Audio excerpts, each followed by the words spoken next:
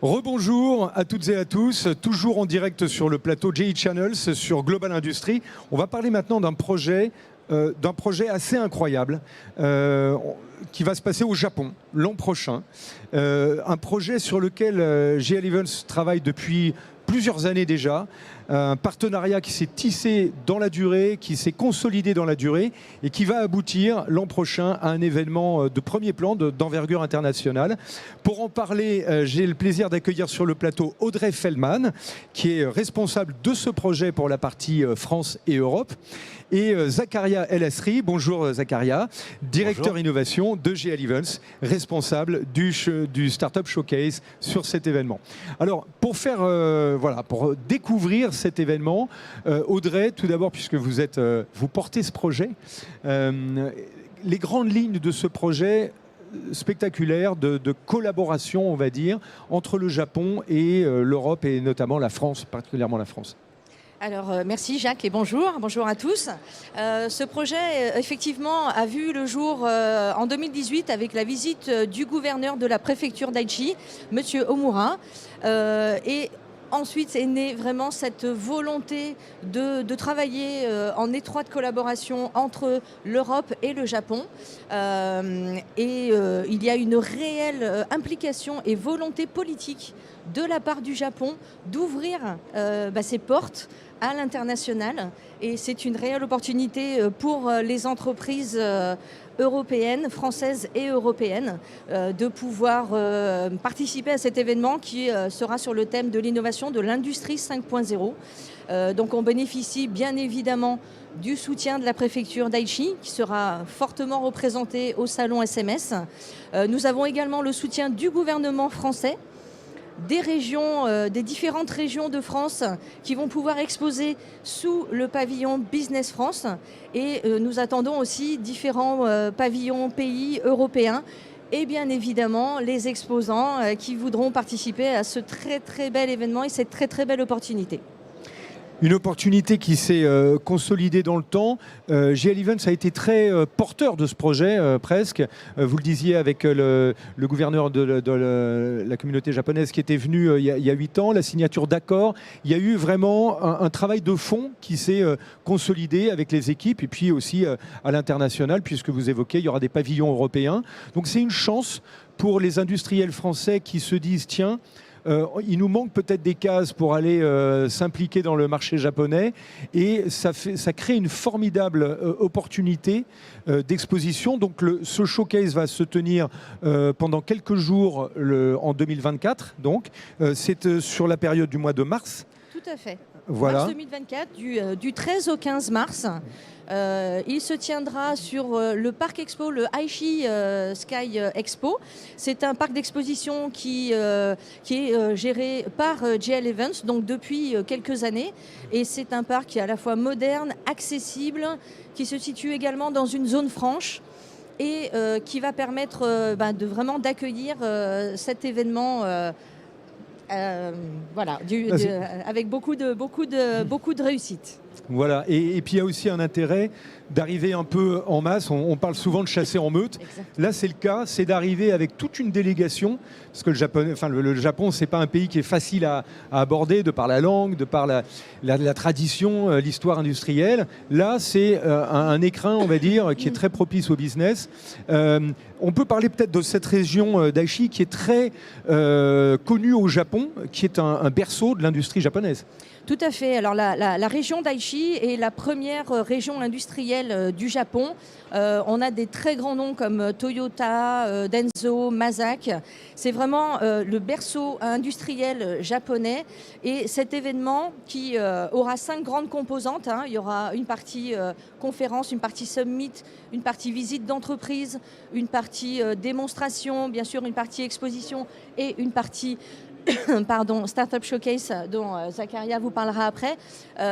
C'est vraiment un événement qui va aller au-delà d'une simple présence. On va pouvoir nouer des relations à la fois B2G, G2G et B2B. Donc Voilà, un événement avec cinq grandes thématiques pour pouvoir adresser la totalité du marché japonais. Et encore une fois, c'est une opportunité d'ouverture qui est portée par une réelle volonté politique des deux côtés. Donc il faut y être. Il n'y a plus qu'à. Il n'y a plus Il y a qu'à. plus qu'à. Il n'y a plus qu'à. Alors, vous avez indiqué que Zakaria va avoir une part active dans ce projet. Zakaria, vous êtes en charge donc du Startup Showcase, puisqu'on l'a vu là sur cette édition de Global Industry, qui a un village startup. Aujourd'hui, c'est fondamental d'amener tout un écosystème startup à la rencontre des grands industriels, parce que les liens sont à consolider et à développer, bien sûr, dans la durée. Alors, vous allez être en charge de ce Startup Showcase. Racontez-nous comment ça va se passer. Écoutez, en fait, pour deux raisons principales, les startups et l'innovation portée par les startups aura un rôle tout à fait central au sein de SMS 2024. La première raison, Audrey en a parlé, c'est la destination, c'est la préfecture d'Aichi.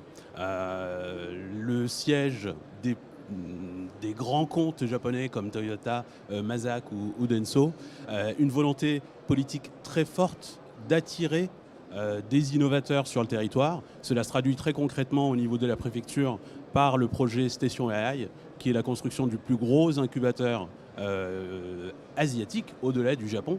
L'objectif, il ouvrira en 2025 et l'objectif c'est d'accueillir 1000 startups dans 30% international. Donc c'est une opportunité pour les startups et nous l'espérons, surtout pour les startups françaises, de poser un pied concrètement au Japon. Et quoi de mieux pour poser un pied au Japon que de collaborer directement avec les plus grands comptes industriels sur place. Donc pour cette raison, on place l'innovation au centre. Et le deuxième volet, c'est le positionnement même de l'événement. La baseline, le slogan de l'événement, c'est vers une production plus durable et plus intelligente. Sur ces deux aspects de durabilité et de smart manufacturing, il y a une attente très forte sur l'innovation qui est portée par les jeunes pousses aujourd'hui, quand on parle d'efficacité énergétique, d'hydrogène, de challenge climatique, d'intelligence artificielle, d'IoT, forcément les startups et puis bien entendu, j'y reviens parce qu'on est un peu chauvin, les innovations qui sont portées par les clusters et par les écosystèmes d'innovation français sont très attendues. Et de ce fait, on a souhaité mettre l'accent très fortement sur les collaborations entre les startups et les grands comptes industriels et en faire un élément central de la construction de cet événement. D'autant qu'on a quand même un vivier très fort de start-up en France, bien sûr. On a cette expérience des grands incubateurs, des grandes... voilà, je pense à Station F à Paris, avec également là un millier de start-up qui fonctionnent très bien. Donc on sait que ce genre de cette concentration d'intelligence collective, elle est ouverte à l'international, on le voit, et c'est très fructueux de faire collaborer justement les pays, c'est la source un peu de ce projet. Concrètement, quand les startups vont arriver là-bas, ce Smart Manufacturing Summit, pour les startups, vous allez proposer quel type d'encadrement? Comment ça va se passer sur le terrain? Le Smart, pour rebondir sur ce que vous disiez, Jacques, le Smart Manufacturing Summit, c'est la porte d'accès. C'est la porte d'accès. En fait, la participation des startups, pour nous, elle commence bien avant. Elle a d'ores et déjà commencé au travers du travail que nous faisons avec la préfecture d'Aichi. Ce travail, il commence par la mobilisation de ces fameux grands comptes, des investisseurs japonais, au-delà asiatiques, qui sont mobilisés aujourd'hui par nos partenaires au Japon pour être présents sur l'événement. Et l'objectif, c'est de permettre aux startups européennes et plus spécifiquement françaises de qualifier des contacts en amont. Donc on adresse 5 thématiques, la mobilité intelligente, les sujets de durabilité de production, les sujets de transformation digitale, la production connectée. Et sur ces volets-là, on aura ensuite un véritable démonstrateur qui est le Startup Showcase, qui sera une zone d'exposition et de vitrine, comme son nom l'indique, au cœur de l'exposition, sur laquelle les startups pourront à la fois rencontrer et réaliser des rendez-vous qualifiés avec leurs contacts internationaux. C'est le premier volet. Le deuxième volet qui est très important, c'est de pouvoir pitcher, pour parler en langage startup et donc présenter leurs solutions régulièrement à l'audience sur une zone de présentation centrale. Et le troisième volet qui concerne l'investissement, parce que l'accompagnement et la conquête de territoire passe aussi par les rencontres avec des possibilités de financement et avoir une action spécifique sur les investisseurs, sur les VC. Et c'est aussi quelque chose que nous construisons en invitant les maisons de commerce japonaises de manière très forte à participer à la manifestation. Et donc tout ça très fructueux. On le voit, cette tendance, elle est très forte d'avoir vraiment une organisation des business meetings sur les salons. On n'est plus seulement sur un visitorat qui vient tranquillement découvrir les solutions. On est vraiment sur un espace de rencontre. Et là, c'est ce que vous évoquez, Zacharia, c'est vraiment ce principe-là de dire tous les industriels, tous les startups qui vont venir là-bas, elles auront déjà tout un planning presque un peu bordé de rencontres, de rendez-vous qualifiés. Et c'est aujourd'hui la performance de ces rendez-vous. Elle repose un peu là-dessus, Audrey. C'est comme ça que vous le voyez. Oui, tout à fait. Et je voulais rajouter aussi qu'il y aura la possibilité de faire du matchmaking pour vraiment concrétiser. On ne part pas au Japon ni par hasard, ni comme ça. Donc l'idée, c'est vraiment de concrétiser et d'avoir des relations et des contacts sur le long terme pour pérenniser les actions qui seront faites sur cet événement. On le voit, les liens entre la France et le Japon sont déjà très anciens, solides. On voit on a beaucoup de constructeurs japonais, de robotique. On a déjà beaucoup d'entreprises japonaises qui viennent à chaque édition de Global Industry. C'est un lien qui est fort de toute façon dans l'industrie. On a un peu cette même, je pensais à Aldébaran, où le robot est parti là-bas malheureusement, enfin bref. Mais disons qu'il y a déjà des liens qui se sont tissés dans la durée. Et ce type d'initiative ne fait que renforcer un lien déjà historique qui se traduit chaque année, quoi. Tout à fait. Il suffit de se promener sur le salon Global Industry, qui est une véritable source à la fois d'inspiration et d'aide également, puisque c'est Smart Manufacturing Summit SMS. Vous entendrez parler du Smart Manufacturing Summit sous le nom de SMS aussi 2024. Donc effectivement, on a un fort appui de la structure Global Industry. Et lorsqu'on voit sur le salon, on a des très grandes marques représentatives japonaises. Donc oui, les liens sont là et ils sont renforcés, je vous dis, par cette véritable ouverture et cette volonté politique qui, jusqu'à maintenant, peut-être était moins palpable. Et là, maintenant, voilà, c'est le moment et je pense qu'on a tous à y gagner, à travailler ensemble et à faire bouger ces innovations et partager ces innovations pour l'industrie de demain, l'industrie 5.0. Et on le voit, il y a un petit côté aussi supplémentaire dans cette destination. Ce que vous évoquez, le Japon, c'est pas anodin d'aller au Japon. Il y a un petit côté learning expedition un peu dans ce voyage. On évoquait tout à l'heure en préparant l'interview que c'est un peu la Silicon Valley, ce territoire, c'est un peu la Silicon Valley de l'industrie japonaise.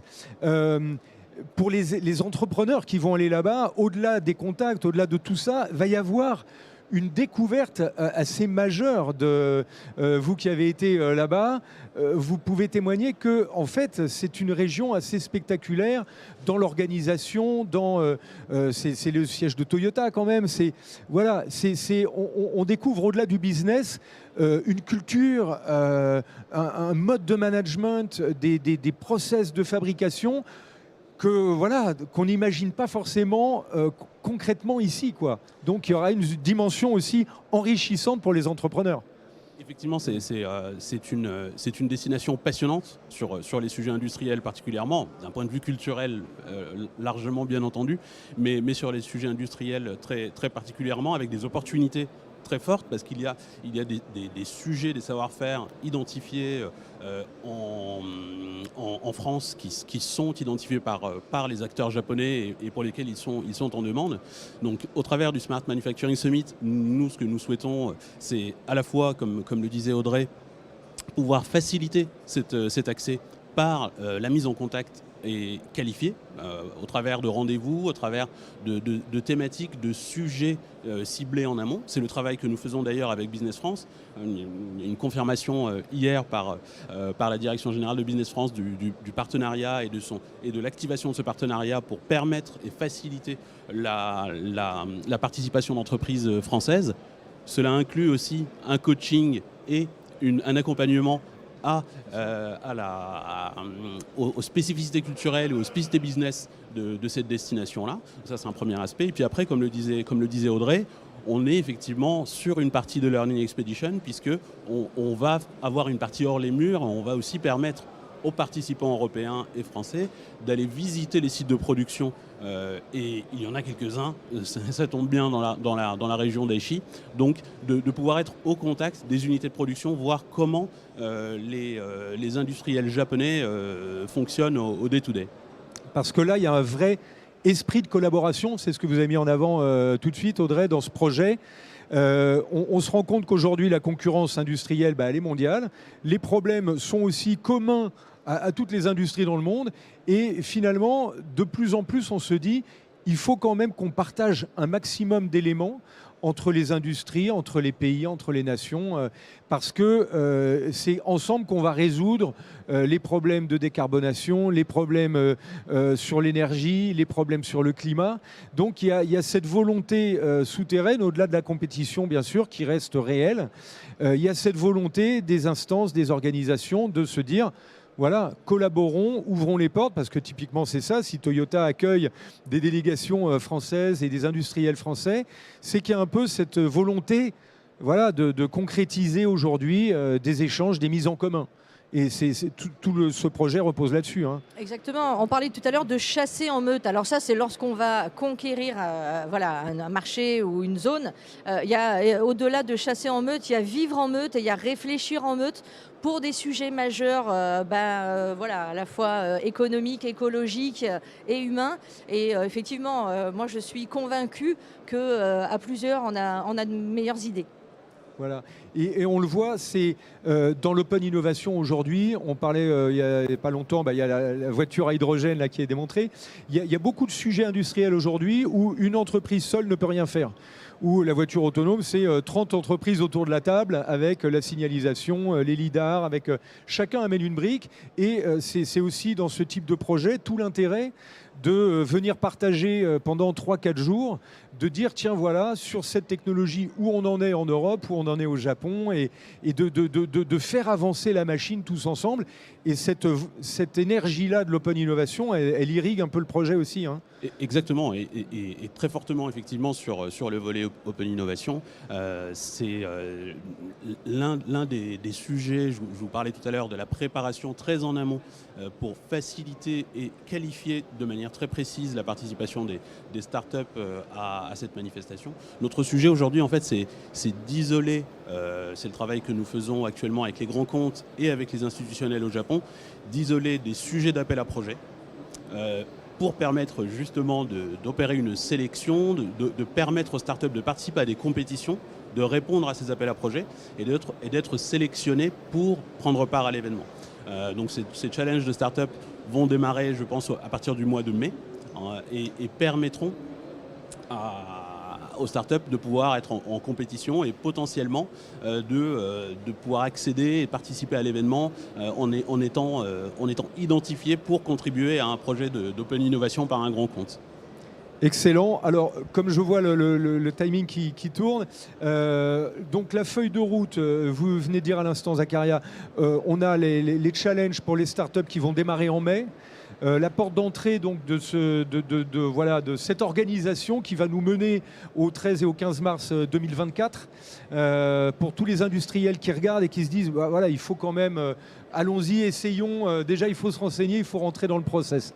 Par où on se documente, comment on arrive à vous ? Alors c'est très simple, tant qu'on est sur Global Industries, nous avons un corner à l'entrée du parc sur la place des Lumières qui est identifié Smart Manufacturing Summit. Au-delà de Global Industries, je vous indique une adresse mail sur laquelle vous pourrez faire vos demandes de questions, vos demandes de participation. Il s'agit du SMART, donc tout en minuscule, smart-manufacturing-summit@gl-events.com. Très bien. C'est tout simple. Smart Manufacturing Et ainsi qu'un site Summit. internet, Smart Voilà. Manufacturing Summit. Et on retrouve bien sûr aussi, j'imagine sur le site de Global Industries, il y aura une porte d'accès vers ce summit. Tout à fait. Voilà. Eh bien écoutez, merci à tous les deux d'avoir présenté cette Merci à vous. formidable Merci à vous, Jacques. perspective, Merci, cet Zacharia. événement. Merci Audrey. Voilà. Et puis donc, on suivra tout ça pour vous retrouver sur le salon au Japon en mars 2024. Avec plaisir, on vous attend. Global Industries continue.